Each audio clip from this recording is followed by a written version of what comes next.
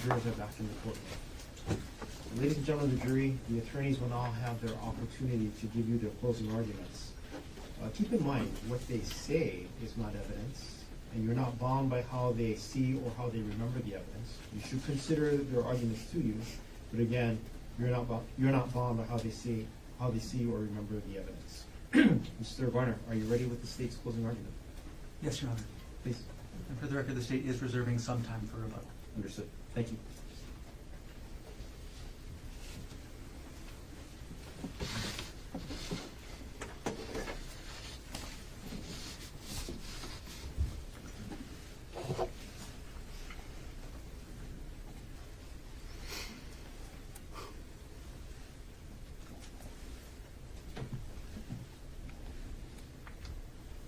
A motive, a beating, a confession. Ladies and gentlemen, beyond a reasonable doubt, the state has proven that on March 24, 2025, Gerhard Konig tried to kill his wife, Arielle. The state has proven beyond a reasonable doubt that Gerhard Konig committed the offense of attempted murder in the second degree. There are two elements, as Judge read to you a couple minutes ago. Element number one, on or about March 24, 2025, that if in the city and county of Honolulu, the defendant intentionally engaged in conduct. Element number two, we'll get back to in a moment. But the conduct, starting with element one, what is the conduct? What did defendant do? First, he tried to push her. That's the first conduct the defendant did. The second, the syringe. He tried to inject her with an unknown substance. And third, the beating with the rock. That is the conduct that defendant engaged in intentionally. That is the conduct that we are here to talk about for the last several weeks and for today. The second element, that conduct, under the circumstances under which defendant believed them to be, was a substantial step in a course of conduct intended or known to be practically certain by the defendant to cause the death of Arielle Konig. So element number one, simple, it's conduct. Element number two defines what that conduct is, what it's meant to do.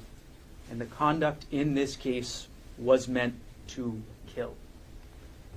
The intent behind each one, Plan A, the push, the intent was to kill. When Plan A didn't work, the defendant moved on to Plan B. Plan B, inject her with the syringe, knock her out, push her off the cliff. The intent behind Plan B was to kill. Plan C, when the first two plans didn't work, beat her with the rock, knock her out, drag her over, or just simply kill her outright. The intent behind every single plan was to kill Arielle. Every plan, every backup plan ends in Arielle's death. The substantial step starts with the plan. The plan's in yellow because it's not a substantial step yet, it's just a plan. Next, the hike. Again, it's in yellow because he hasn't taken that last step. That last step to show he's committed to carrying out that plan, that shows he's committed to killing Arielle. The first time you get that is with the push. When the defendant takes his hands, tells Arielle, "I'm sick of this shit," and tries to push her back off the cliff. That is the first substantial step the defendant took. That didn't work. Arielle went to the ground. Arielle protected herself. The defendant took the next substantial step. He took that syringe out and he tried to inject her. But Arielle fought back.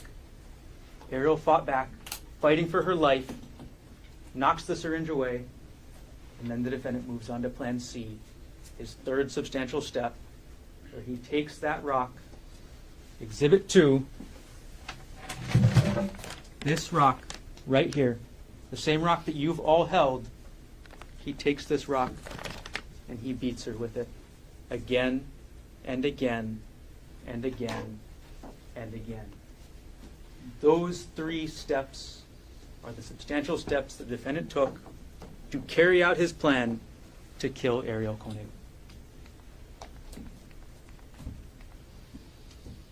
Before we get any further, what is not a defense? The result of the defendant's conduct. The severity of Arielle's injuries, you'll hear many times trying to minimize them. That is not a defense. The law treats somebody the same, whether they're successful or not. The law treats you the same no matter how good you are at executing that plan, no matter how good you are at actually succeeding in killing somebody. The law treats you the same. As an example, somebody who tries to shoot somebody, who points a gun and tries to end a life, but misses, they've committed attempted murder the same way the defendant committed, in a similar way, in a similar idea as the way the defendant did it in this case. You cannot look only at the results to determine intent. You have to look at everything together. And when you look at everything, it shows one clear answer beyond a reasonable doubt, and that's that the defendant intended to kill her. Let's review how we got there. First, we have Arielle's testimony, and she testified in 3 different areas. First, Arielle told you what happened on the Palipuka Trail on March 24th, 2025. She told you what happened when she went up the trail. She told you how she was afraid, how she was nervous about the heights. She told you how the defendant reacted. She told you what happened when she met up with the defendant later.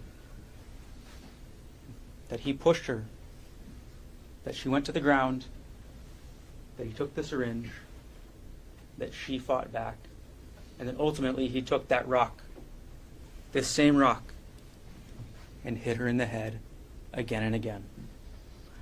Then Arielle told you what happened leading up to that day. She told you about their marital issues. She told you about her messages with Jeffrey Miller. She told you all of that. Embarrassing as it may be, she put it all out there. And then Arielle told you about her treatment, her medical treatment, her recovery. She showed you the scars that she carries to this day. She showed you the scars on her head where she will never grow hair again. And everything that Arielle said is corroborated. These are the credibility factors. These are listed in your instructions that you should be considering for every witness who testified. And I'm not going to go through all of them right now, but there's a couple that are relevant for Arielle here. First, appearance, demeanor, intelligence, candor, frankness. Arielle testified in a straightforward, coherent manner. She testified clearly. There were no histrionics, barely any tears. It was straightforward. This happened, then this happened, then this happened. It was not over-dramatized. It was not over-exaggerated. It was straightforward and simple and coherent. She was open to cross-examination. When the answer was yes, she said, yes, sir. When the answer was no, she said, no, sir. And when she didn't know, she said she didn't know. But the last factor is the most important here. The extent to which Arielle's testimony is supported by other evidence. What this means, simply, is corroboration. What level of corroboration is there? There is a lot. Arielle is corroborated by the physical evidence, the scene and location, the rock, the blood evidence, the injuries, the medical supplies. Arielle is corroborated by the digital forensics. What was going on the defendant's computer corroborates what Arielle said. Arielle is corroborated by the other witnesses, by their sworn testimony, by Emile Konig. Arielle is corroborated by Amanda Morris. She's corroborated by Sarah Buchsbaum. She's corroborated by HPD. And in the most important ways, she's even corroborated by what the defendant told Emile.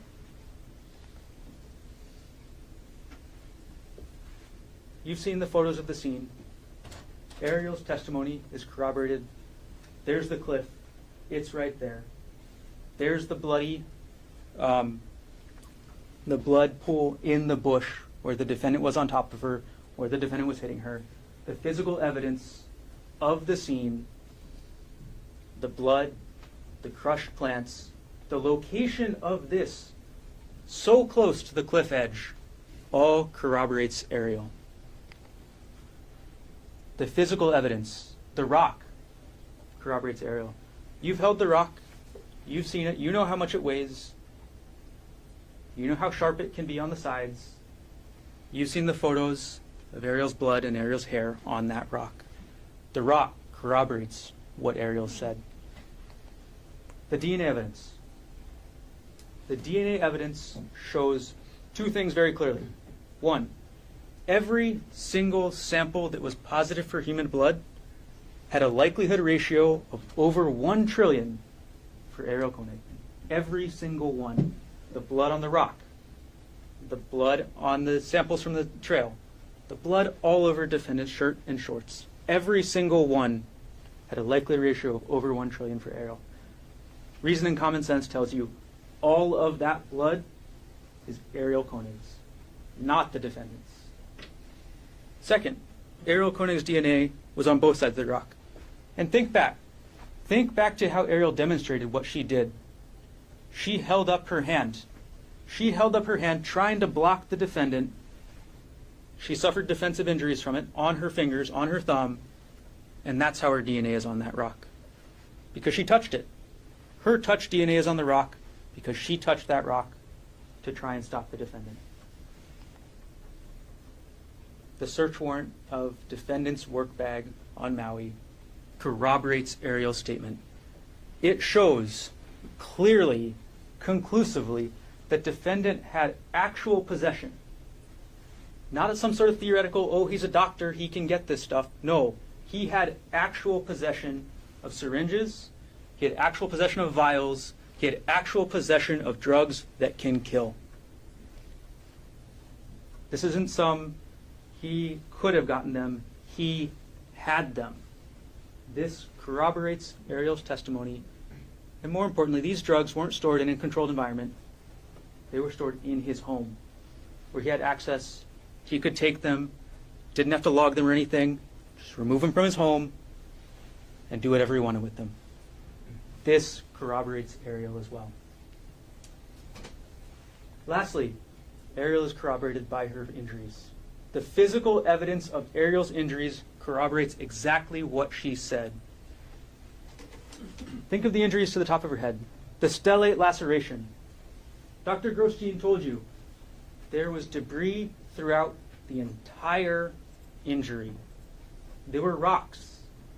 The defendant swung this rock so hard that pieces of rock broke off into Arielle's scalp. There was dirt throughout the entire laceration. And the middle of Arielle's scalp, he described as macerated or crushed. Went all the way down to the bone. You've seen the photo of Arielle from the front. You've seen what's missing from her head. You've seen that there is a chunk of her scalp that is gone. It's right there in that photo. And you've seen that she didn't just have scalp injuries. She had injuries above her eye. She had injuries below her eye. She had injuries to her hand, not even to just her thumb. Her thumb was only where there was a break.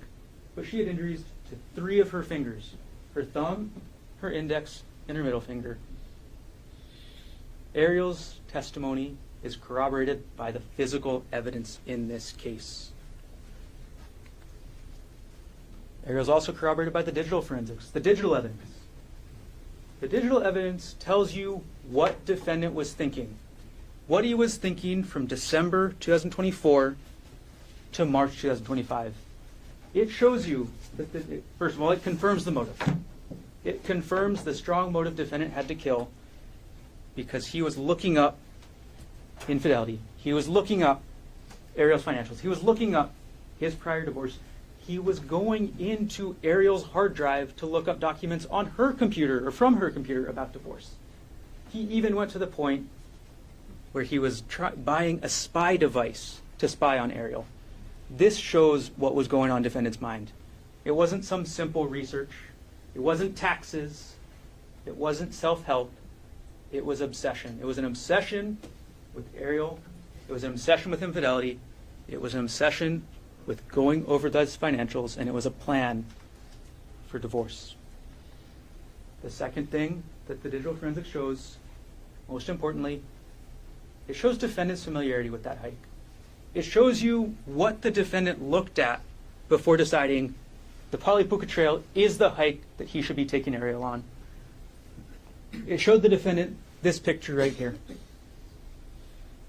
It showed that the defendant was only interested in difficult hikes. Easy hikes were not for him. The defendant wanted difficult hikes, steep trails, big drops, narrow trails. This is where the defendant wanted to take Arielle. This trail, about a foot wide, somewhere around there. One push is all it would take on this trail. Nothing for her to grab onto. One push, and it's a tragic accident. That is what the defendant was researching. He knew that this trail was not popular from his research. He knew that 99% of the people wouldn't be going on this trail. And he knew that this is where he could execute his plan. And he didn't share this with Arielle. He didn't share this website with her, so she could make that informed decision before she went on that hike with him. She had no idea what kind of trail she was getting into that day. Lastly, Arielle is corroborated by the other witnesses. Arielle is corroborated by Amanda Morris. Amanda Morris, the first person on the scene. Amanda told you the sequence of events. 3 things. First, she heard a woman's voice screaming, "Help! Help me!" And she gets up the trail because she thinks somebody's fallen off. She knows it's dangerous. She thinks somebody's fallen. And she sees the defendant over Arielle. Amanda sees the defendant over Arielle. She sees the defendant with this rock in his hand, and she sees the defendant hit her. And when she sees that, Arielle cries, "Help, he's trying to kill me." And Amanda sees how the defendant responds. How the defendant responds is nothing. He just looks at her. Arielle's also corroborated by Sarah Buchsbaum, the second woman on the scene, the second hiker who intervened. Sarah came in behind Amanda. She saw the defendant standing over Arielle. She saw the defendant standing with that rock. And most importantly, Sarah looked the defendant in the eye. Sarah made eye contact with the defendant and told you how that made her feel. It made her feel unsettled. It made her feel so afraid for herself and her safety when she was looking at the defendant in the eye. It made Sarah feel so unsafe that she and Amanda went back down the trail before they called 911 because they realized this was a dangerous situation for them. They realized, after looking in his eyes, what could happen to them. And they took those steps after seeing what was in the defendant's eyes. After seeing that look, they took steps to protect themselves. Listen to Sarah's voice on that 911 call. It's Exhibit 3. You'll have it. Listen to her voice, and you can hear what she's thinking about. You can hear the worry in her voice. You can hear that she's afraid for her own safety after she's seen the defendant. It's all there. And you may hear argument today, or have thought, maybe you thought to yourself, well, Amanda and Sarah only saw the end. The evidence shows that Amanda and Sarah didn't see the end of the incident. They caused the end of the incident. Because when they showed up, that is the only thing that stopped the defendant. Arielle screaming for help didn't stop the defendant. Arielle fighting back for her life didn't stop the defendant. The only thing that stopped the defendant, the only thing that was enough for him to stop, is 2 eyewitnesses coming up on the scene and seeing him beat her with that rock. The only thing that got him to stop was being caught red-handed. the responding officers, Corporal Wu, Corporal Chun, they corroborate Arielle as well. They showed you the hike. You saw the hike on their body cam. You saw their struggles with trying to get up the hike. They showed you the scene. Once more, right there in the foreground of this photo, that's where this happened. That's where the beating with the rock happened. And right there, just a couple feet away, that's where the defendant tried to push her. They showed you Arielle's condition. Arielle's condition immediately after the defendant did this. They showed you that. They showed you the closest thing to what the defendant last saw Arielle as. And they even caught it on their body cam.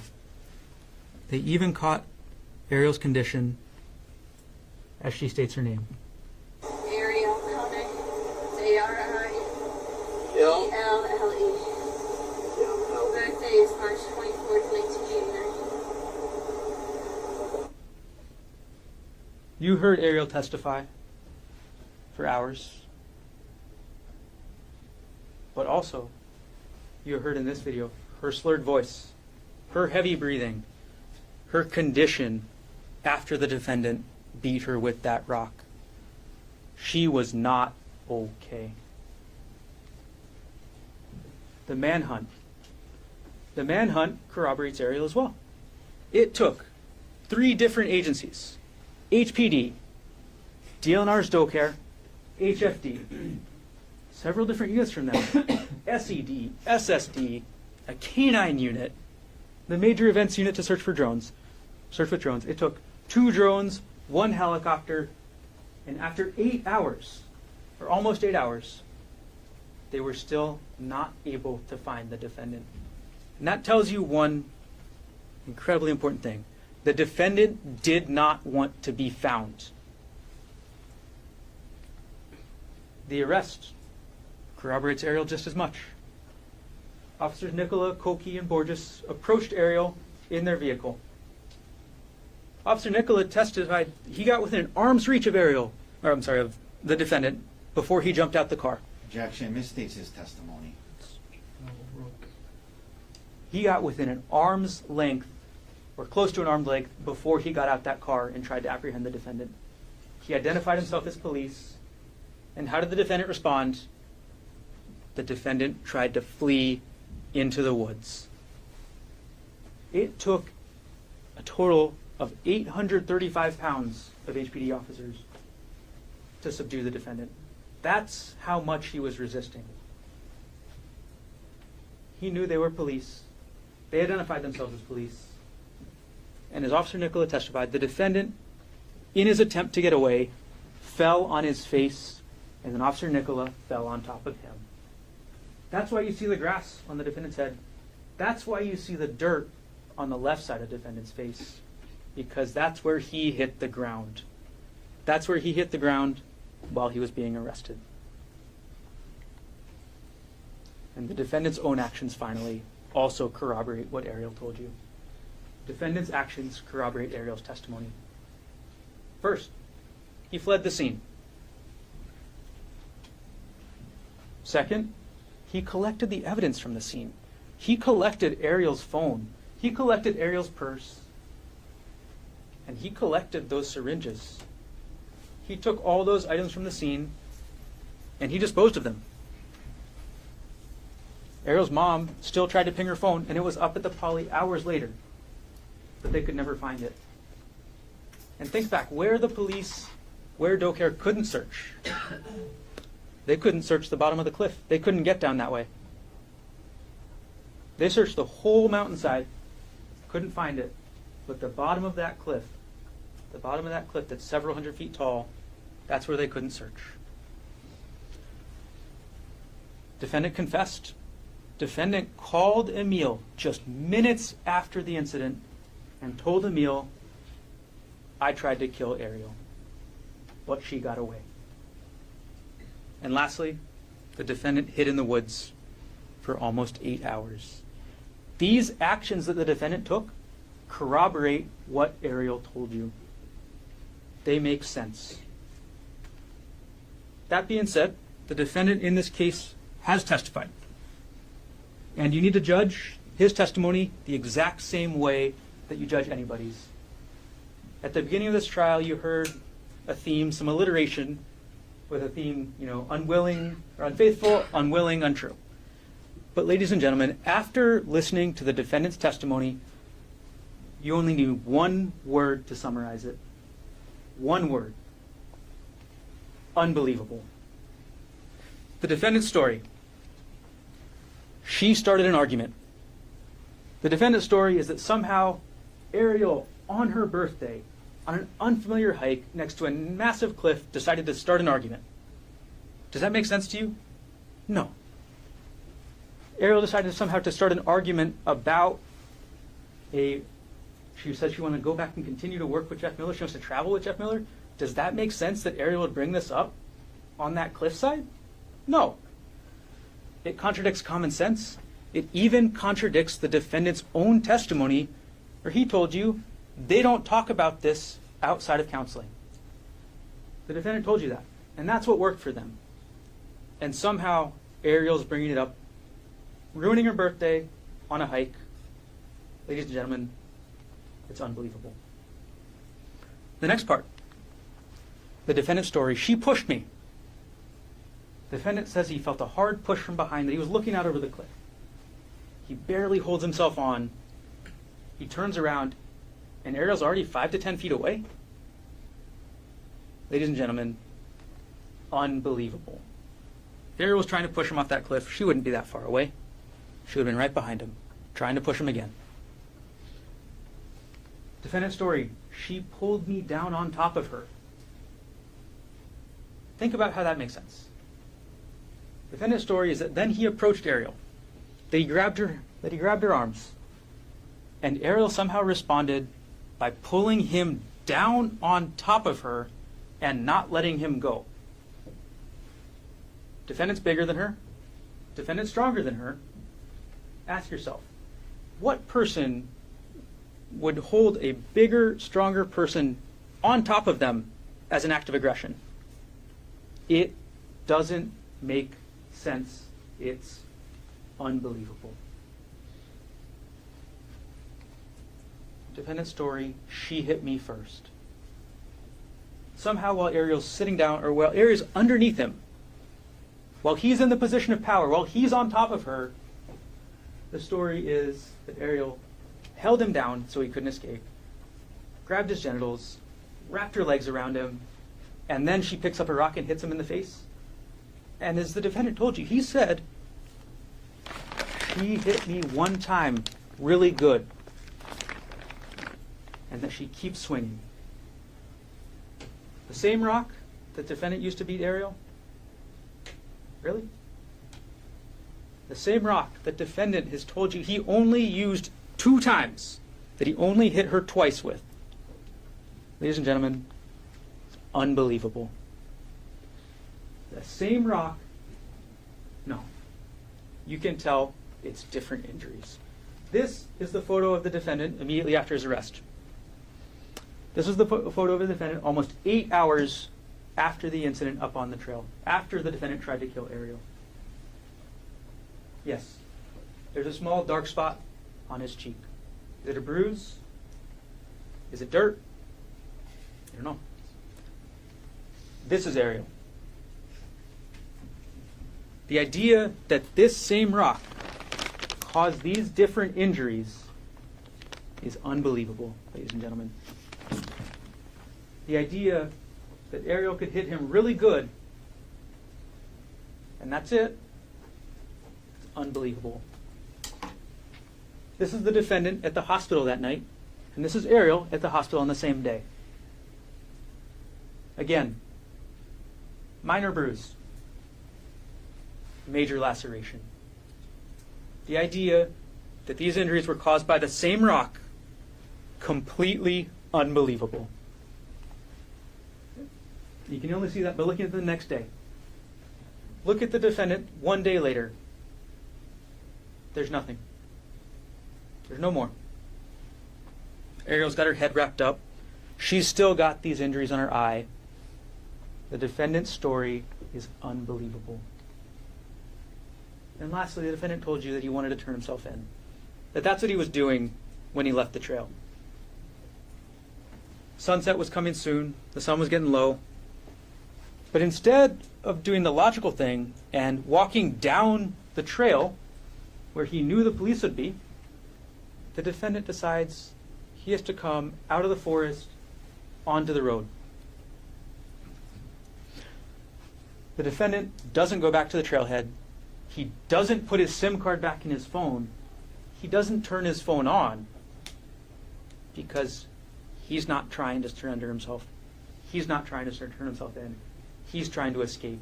And that's why he ran when the police apprehended him. That's why he resisted. The defendant's story, unbelievable.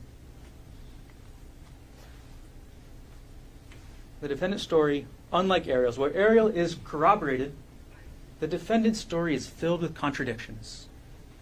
The defendant is contradicted by Amanda and Sarah. Somehow, Arielle finally let go of his private parts, and then he just stands there and looks. He's not on the ground writhing in pain? Does that make sense? He says that she held on so hard that he couldn't escape. Does it make sense that afterwards he would just stand there and stare? No. The defendant is contradicted by the physical evidence. He's contradicted by the fact that there's no blood of his up there. There's no evidence of injuries that support what defendant says happened. He's even contradicted by his own hired doctor. The defendant told you he hit her twice. No more. But even his own doctor said 2 to 3 hits to the scalp. Hits to the face. Hits to the fingers. So even the defendant's own witness shows that he hit her more than twice. He hit her, add them all up, 4, 5, 6, could be any of those times. He hit her again and again and again and again. And he only told you 2 times. Ladies and gentlemen, it's unbelievable. He told you he removed his SIM card with a paperclip. Well, State 72 through States 86, that's all the photos. That's all the contents of defendant's backpack. Where is that paperclip? He could have just as easily used that syringe. Open his SIM card, dispose of the syringe. Hiding evidence 2 ways at once. The substantial step again. He made the plan. He made the plan to go hiking that day. He didn't share with Arielle what hike they were going on. He didn't share the details of that hike with Arielle. He didn't share the dangers of that hike with Arielle because his plan was to push her off that cliff. So they start the hike, and Arielle deviates from the plan. Arielle doesn't go up to that section from the photo, the super narrow section with no trees. Arielle doesn't want to go up there. So the defendant improvises. The defendant takes a different cliff. The defendant sees his last chance when they take this selfie, his last chance before they get to that lower part of the trail, and he takes it. He takes that chance to try and push Arielle off. He takes that chance. He makes that substantial step. And plan A, the push, doesn't work. Arielle falls to the ground. He can't push her off anymore. So he takes that next step. He pulls out the syringe. Plan B. And he tries to stab her with it. Plan C, when that doesn't work, he takes that rock and he hits her well over 2 times. He hits her again. He hits her again. It doesn't matter that she's blocking. It doesn't matter that she's screaming. The only thing that gets him to stop is these 2 women who walk up. That's it. You have gotten instructions about self-defense. It should be clear. The defendant was using deadly force in this case. This rock is known to the defendant to cause death or serious bodily injury. You don't need to be a doctor, although he is. And he's actually treated patients who've had rocks fall on them. So the defendant is well aware of the damage that he was doing. He's more than aware because it was his intent. It was his intent to cause that damage. It was his intent to cause death. So yes, it is clear the defendant was using deadly force. And because of that, self-defense doesn't apply. Or self-defense does apply, but defendant cannot claim it because he was the initial aggressor. He was the one who started the physical altercation. He was the one who used deadly force. And lastly, he had a duty to retreat. When using deadly force, before you use that deadly force, the law states you have a duty to retreat. And the defendant didn't do that. Incomplete statement on the law. Objection overruled. Ladies and gentlemen, the court instructed you on what the applicable law is. You need to follow the court's instructions as read out to you and as it's provided in the jury instructions that you have. The defendant did not follow the law. The defendant attacked her. Self-defense is not applicable. The state has disproven it beyond reasonable doubt because the defendant was the initial aggressor. The defendant was the first one to use force. Based on these facts, self-defense is not applicable. Next, you're given instruction on extreme mental or emotional disturbance. This is a long instruction. We'll keep it simple. There's no evidence that the defendant was acting under extreme mental or emotional disturbance when he tried to kill Arielle. Don't be confused by his testimony. He did say he was under severe emotional distress, but he said that after he tried to kill Arielle. He said he was under severe emotional distress after he started to think about how this would affect his job, how this would affect his life. He was under severe emotional distress after he began to think about the consequences of his actions and how his actions would affect himself. That's what that is. The defendant was not under extreme mental or emotional disturbance when he tried to kill her.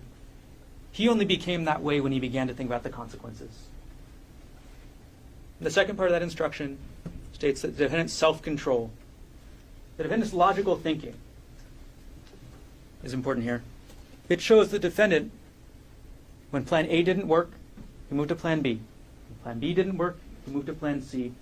And when he got caught, he fled the scene, he hid the evidence, and he hid himself. That shows the defendant was using logical thinking. The defendant was solving problems as they came. He was not acting under extreme mental or emotional disturbance. Okay. You got a list of other included offenses. You got a list of a bunch of assault charges that are included in the attempted murder and second-degree charge. When you think about those, just think one thing. He did more. This is what he did.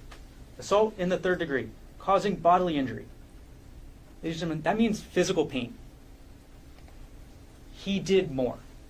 He did more than cause physical pain to Arielle. Assault in the second degree. He did more. Yes, the defendant caused a major laceration to Arielle's head, or severe laceration. The defendant caused a bone fracture to Arielle's thumb. Yes, he did those things, but he did more. But he did more because he was trying to kill her. Attempted assault in the first degree, same thing. Defendant took actions that he knew would cause a substantial risk of death. Yes, but he did more. Because the evidence all shows that defendant wasn't intending to do an assault. The defendant was intending to kill. All right. 3 things: motive, a beating, and a confession. You've seen through this trial the defendant's motive. He was upset. He was angry. Wherever he turned, Arielle wasn't being punished. First, he talks to Arielle's best friend, tries to air the dirty laundry. But the best friend stays on Arielle's side. Deanna stays on Arielle's side. She's not punished. Then he emails Andrea Miller. Giving this other woman Arielle's personal contact information, her cell number, her personal email. But Andrea Miller never responds. Arielle's not punished. And then he goes to counseling.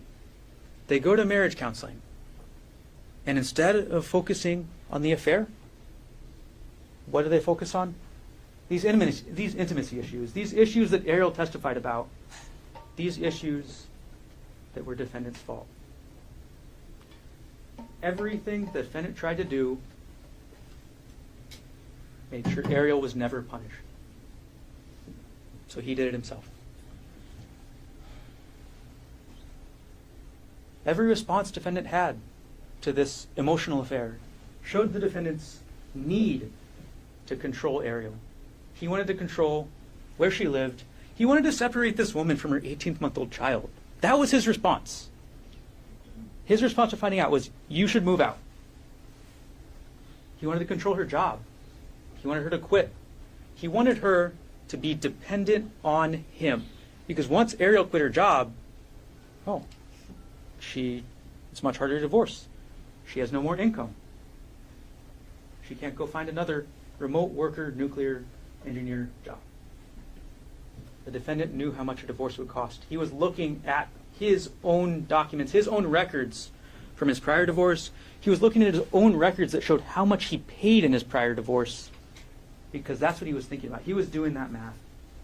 He was doing that math on what it would cost to divorce Arielle, what he would give up. And he just couldn't stop thinking about it. He couldn't stop thinking about this emotional affair that he's built up in his head. And because he couldn't stop thinking about it, he made a plan.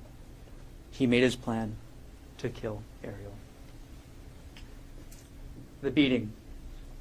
Plan C, the third substantial step, the one that's the most visible, the one where she got these injuries.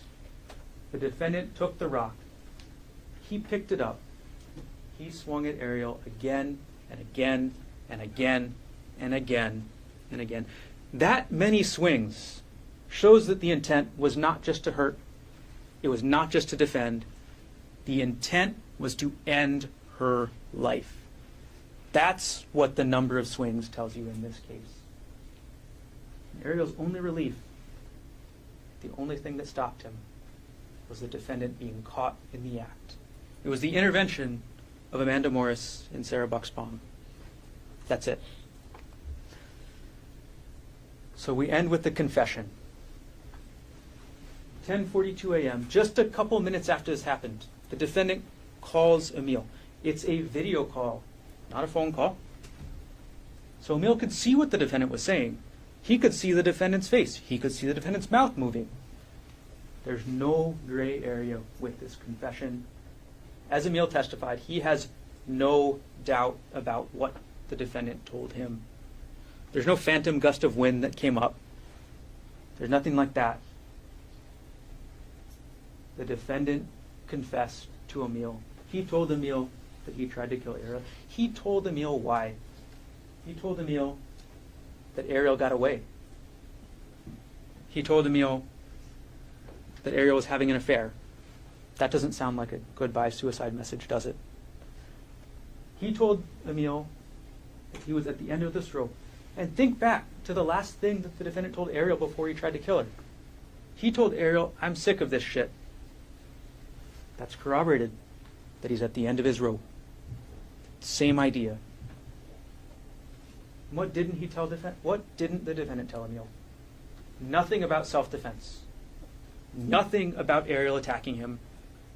Nothing about what he testified to you. Is that reasonable? Does that make sense? No. 10:42 a.m., the defendant FaceTime video calls Emile. He confesses. And Emile's next step, after being put in that situation, after being put in a situation as a 19-year-old that he had no want to be part of, Emile does what he does. He goes and tells his grandparents.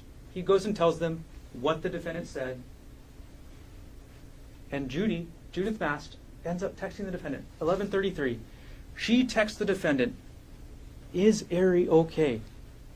She asks the defendant about her daughter. And the defendant says nothing. He doesn't respond. But what he does do shows his intent.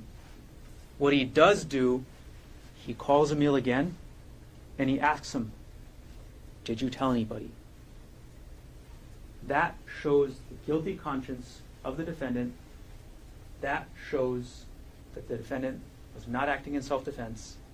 That shows the defendant was thinking about what his actions would do to himself. He was thinking about himself. He wasn't thinking about Arielle. He wasn't thinking about her condition. It was only himself. So, ladies and gentlemen, there's one verdict and only one verdict that does these things. There's one verdict that holds the defendant accountable for what he intended to do, for what he tried to do to Arielle. There's one verdict that's supported by the physical evidence, the digital evidence, the corroborated testimony of witnesses, and the defendant's own confession. There's only one verdict that's corroborated that makes sense with all of that. There's only one verdict that the evidence and justice demands. And that verdict is that you find the defendant guilty as charged of attempted murder in the second degree. Thank you.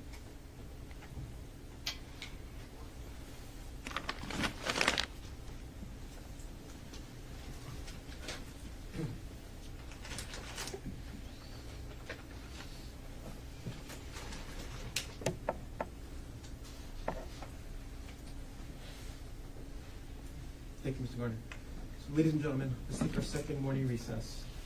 Ms. McCallum will get you, I'll just say 11:10. We'll reconvene the courtroom during the recess. We will come back. The defendant will have the opportunity to present the closing argument. All rise.